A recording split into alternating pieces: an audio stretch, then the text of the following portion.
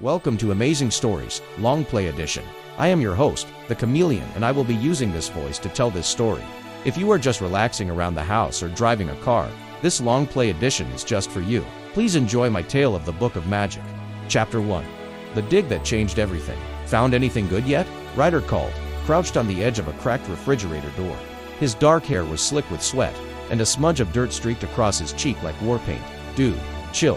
These things take time, Jace grunted, tossing aside a broken stereo. His blue hoodie had seen better days, but so had all their clothes hazards of searching.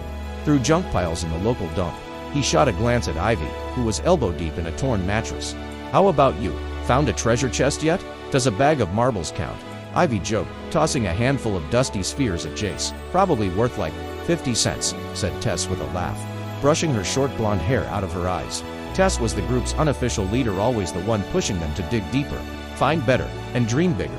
Today was no different. All right, focus. We've got to find something better than last week's rusty bike gears or your antique lamp. Ryder, I told you, it was vintage. Ryder protested. Mason, the quietest of the group, stood a little apart from the others.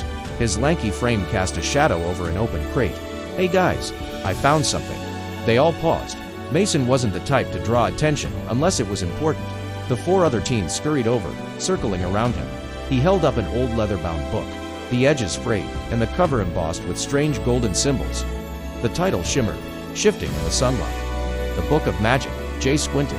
Magic? What? Like those corny wizard books? Maybe it's worth something, Ivy suggested, brushing dust off the cover.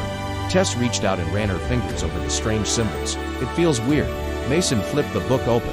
Inside, the pages were covered with old, yellowing text.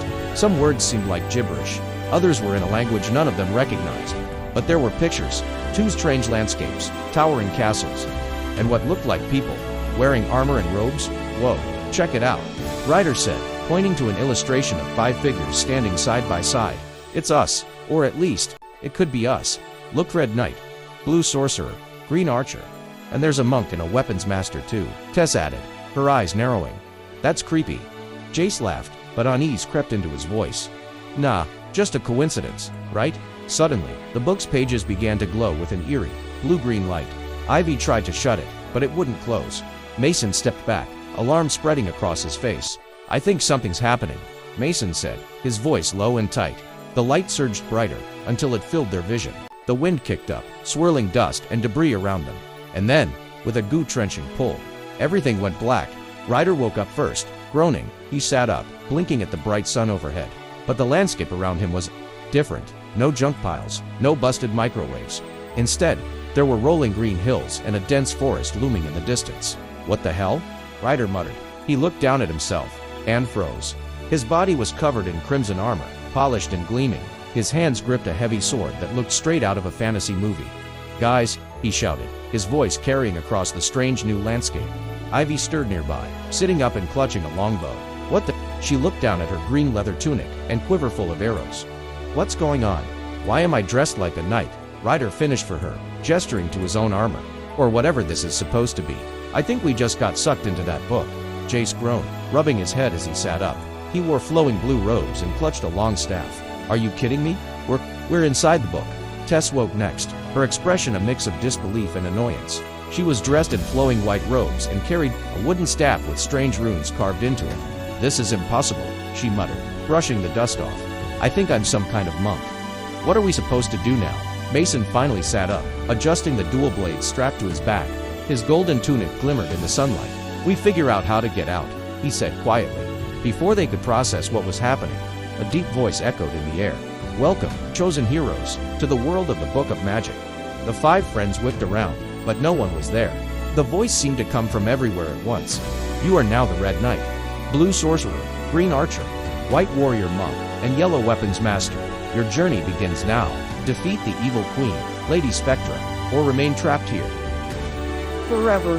Wait, forever, Ivy cried. Ryder clenched his fists, testing the weight of the sword. No way. We're not staying here. We just need to follow the plot, beat the queen, and get out of here. Yeah, because that sounds super easy, Jace muttered, twirling his staff nervously. Tess stood and steadied herself, her eyes sharp. We've got no choice but to play along. We need to find our weapons and figure out what each of us can do. If we stick together, We can beat this thing." Mason nodded. "Together, or not at all." And with that, the 5 teenagers took their first steps into the unknown world of the book, unaware of the dangers, trials, and betrayals that awaited them. If you enjoyed so far, please leave a like, share and subscribe to the channel. The Chameleon will drop this long play editions every week. Same time and same place. Goodbye for now, you little critters.